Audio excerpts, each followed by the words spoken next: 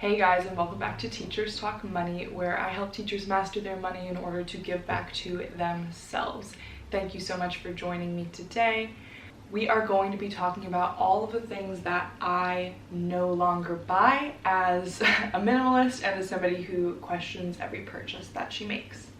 I want to start out by saying that cutting your costs is an awesome place to start when you're seeking to get your money life in order. That being said, I have seen so many people where that's kind of the only thing they do.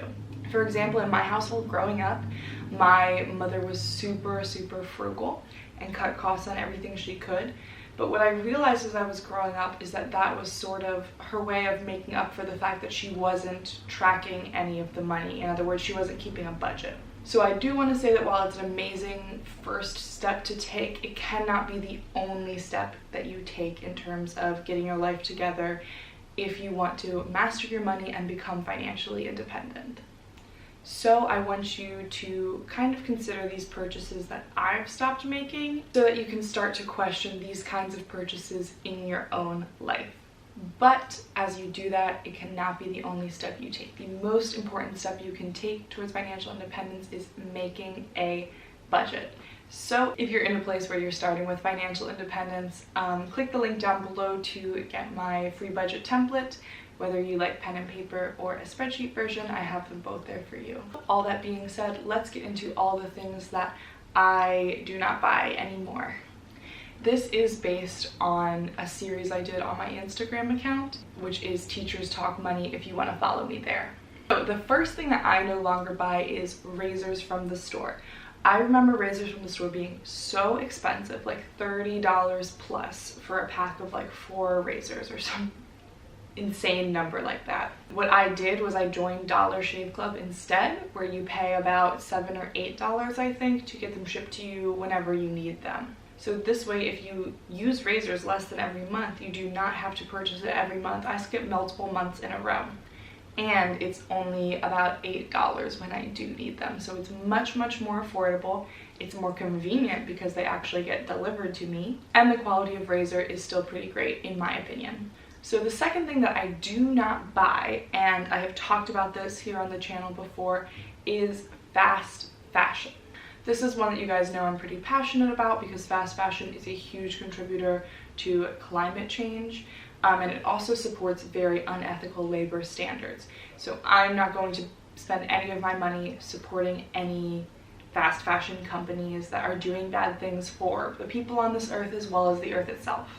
And not only that, but when you buy fast fashion clothing, it falls apart quickly. So it is not even a good investment for yourself, nor is it a good thing to be putting your money into.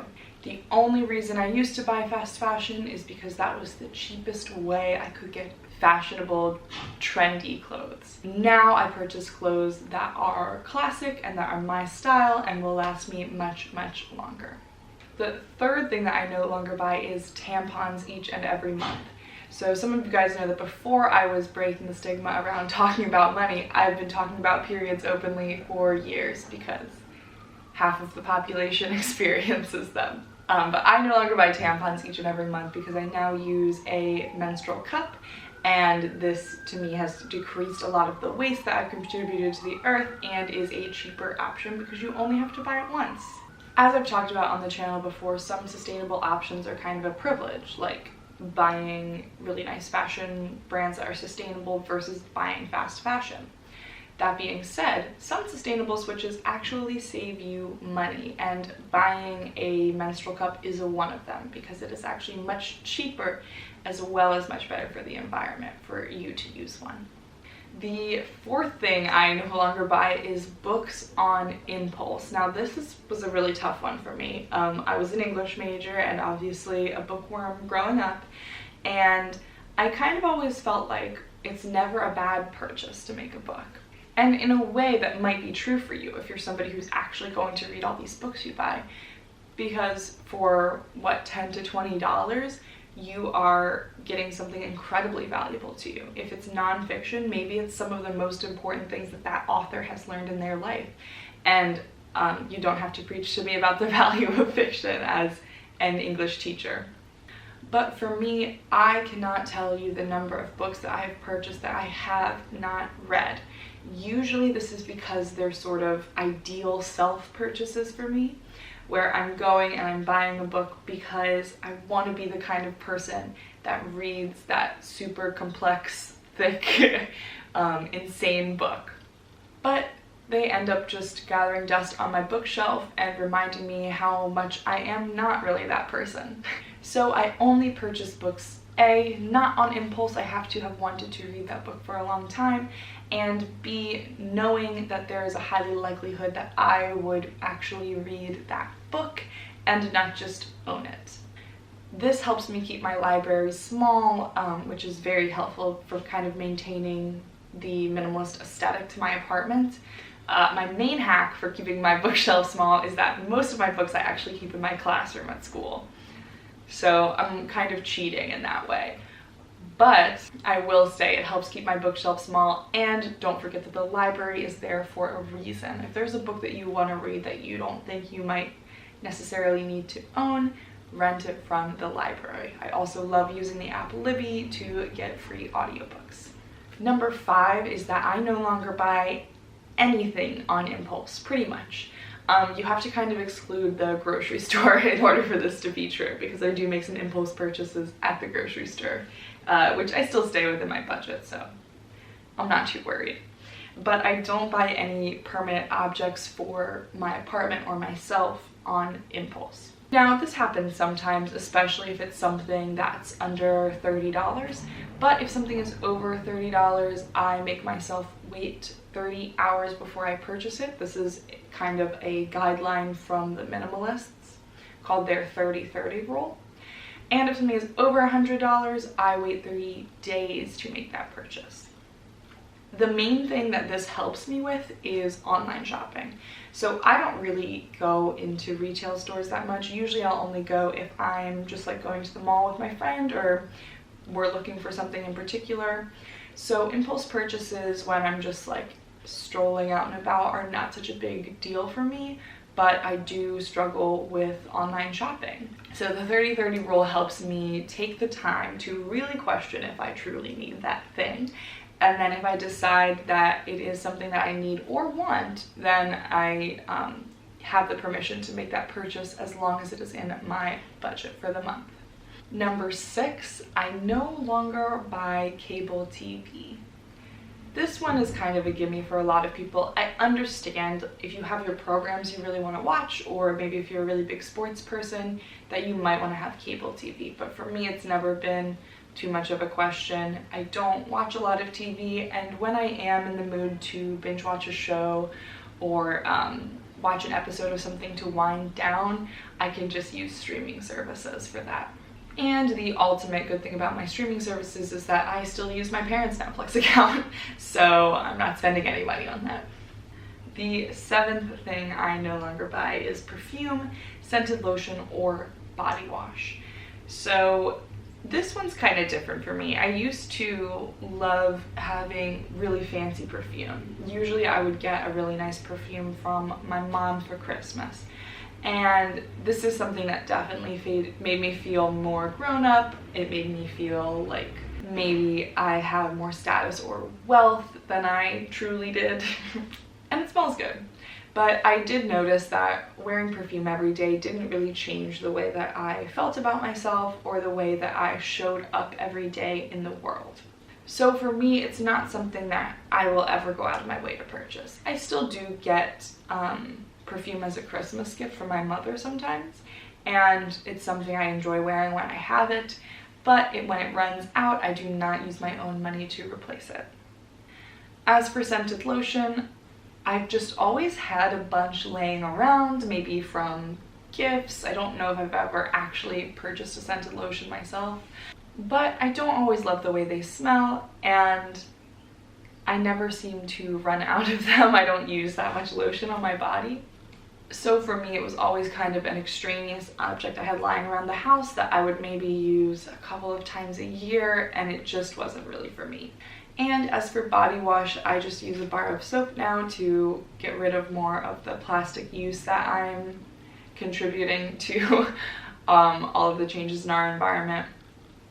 So that's one small way that I've minimized my plastic footprint. Things I no longer buy, number 8 is jewelry. Now this is an interesting one because I used to love jewelry, and I feel like shopping for jewelry was one of my favorite things to shop for. Right now I have 2 pairs of earrings, 2 necklaces, 1 bracelet, and my watch. And that's really all I wear anymore. I did recently have a necklace break, so I am looking for a necklace to replace that as kind of my everyday necklace that I wear.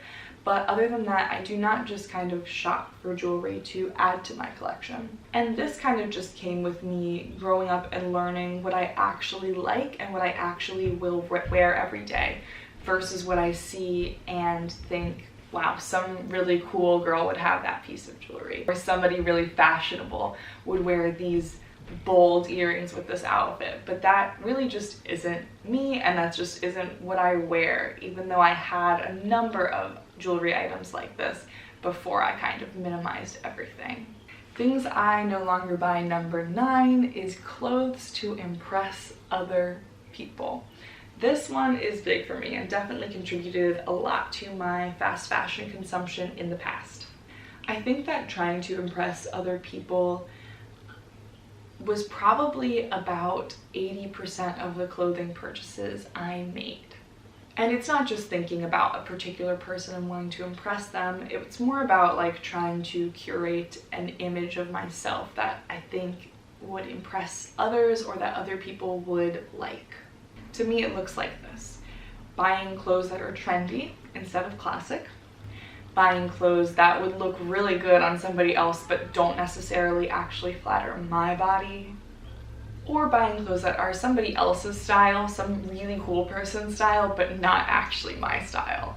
Whereas buying clothes for myself looks like this: valuing comfort as well as utility as much as I value the beauty of the clothes, considering quality over specific brand names that might appeal to me, and choosing pieces that flatter my body and won't go out of style. Things I no longer buy, number 10 is shaving cream. I have not bought shaving cream for many years. I think the last time I used shaving cream I must have been in like middle school or something. Use conditioner. It works really well. I don't know who needs to hear that life hack, but I learned it a long time ago and it's changed everything. Things I no longer buy, number 11 is Starbucks. I first want to start out this one by saying that the latte factor is complete bullshit. But now that I've gotten that out of the way, I do want to say that I do not personally buy Starbucks. Obviously it's overpriced, but to me the coffee itself is not actually very good. They have some drinks that taste really good because they're full of sugar. So even when I do occasionally get coffee out, it usually isn't at Starbucks. I am not a coffee expert, and I will say that there are definitely seasonal drinks that I feel like are awesome to get from Starbucks every now and then, but I have to say I do not think I have even drank Starbucks in the past year and a half, and it's not something I've really missed. Although I'm not against ever purchasing from there, it's not a purchase that is a part of my week or my day or even my month. Things I no longer buy, number 12, is wine every time I go grocery shopping. This one's kind of not true anymore. I'm filming this during quarantine for COVID-19, so I definitely have been pretty stocked on wine because I've been enjoying having a glass or two every other night. I have been buying wine pretty much every time I go to the grocery store if we're out of it. But before quarantine started, this was something I did not always include in my grocery purchases. I think the thing with like a glass of wine is it feels like such a fancy adult woman thing to do and thing to have. And I get it because I love wine.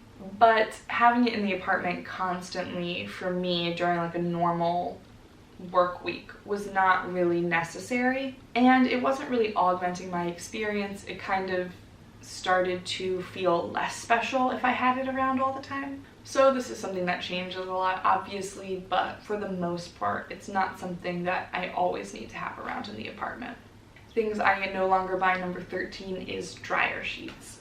This one's really small, obviously, but something that I did do to reduce my waste is when I was getting close to running out of the giant thing of dryer sheets that I had before, I ordered some dryer balls. They work just as well to reduce static and keep my clothes soft, and they don't have any harmful chemicals, and I'm not producing any waste because they are reusable.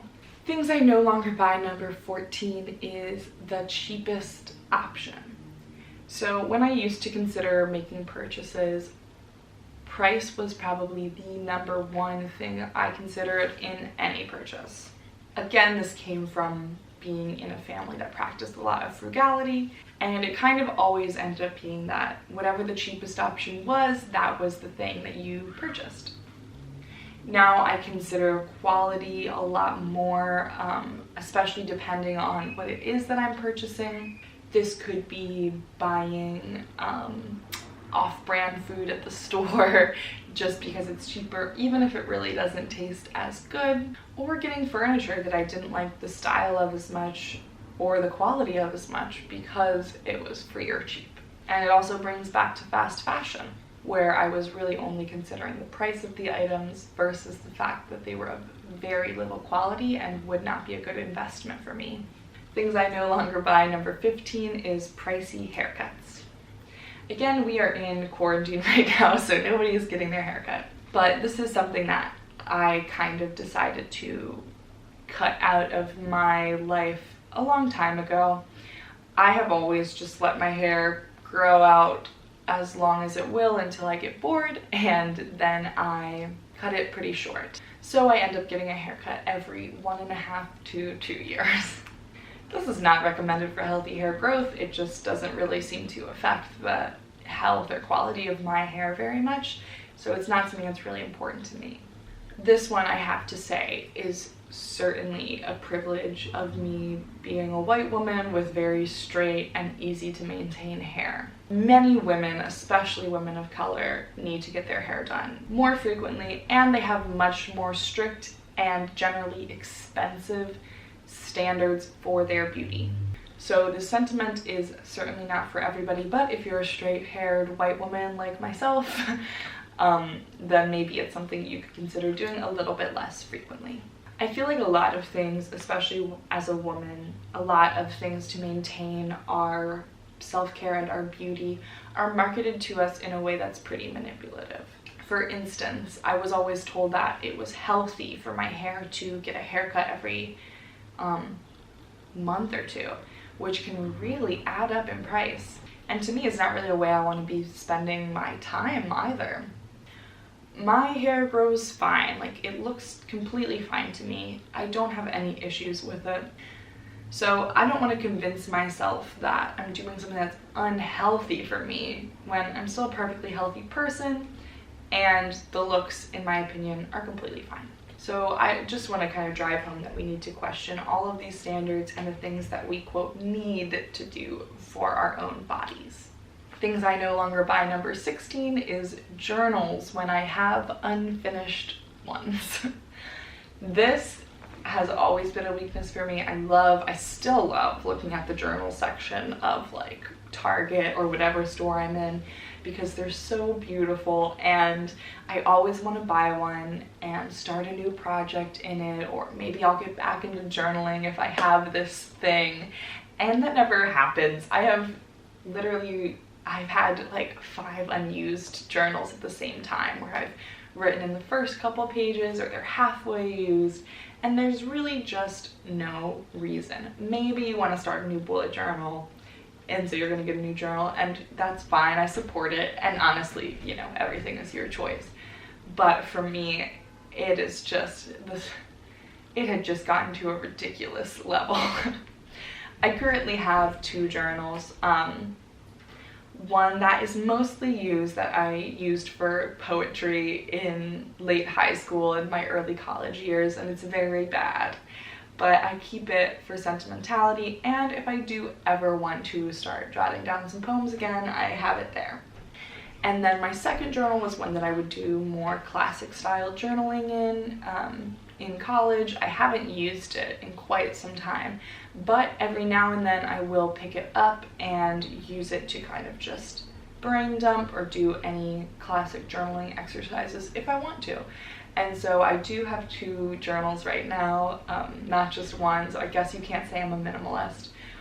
But that to me serves both of the purposes that I would use a journal for, like creative writing versus like journaling about my life.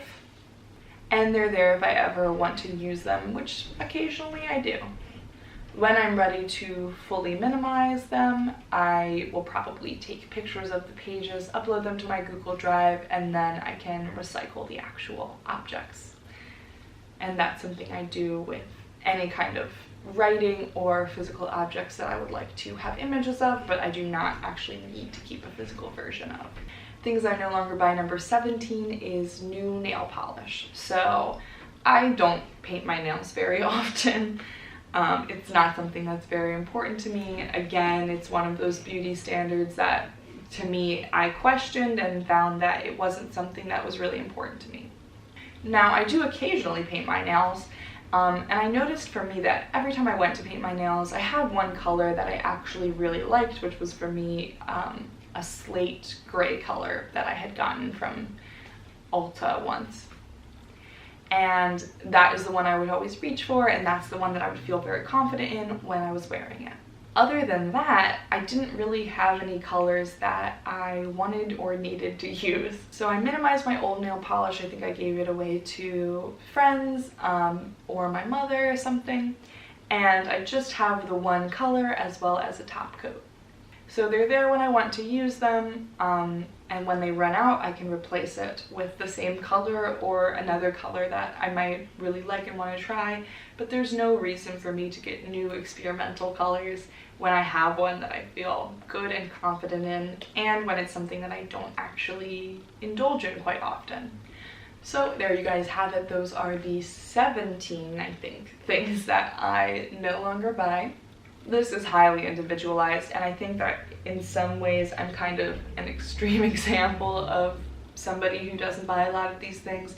But what I hope I encouraged you guys to do is just question every single purchase and decide if it's really adding value to your life or if it's just something that somebody told you you wanted or needed.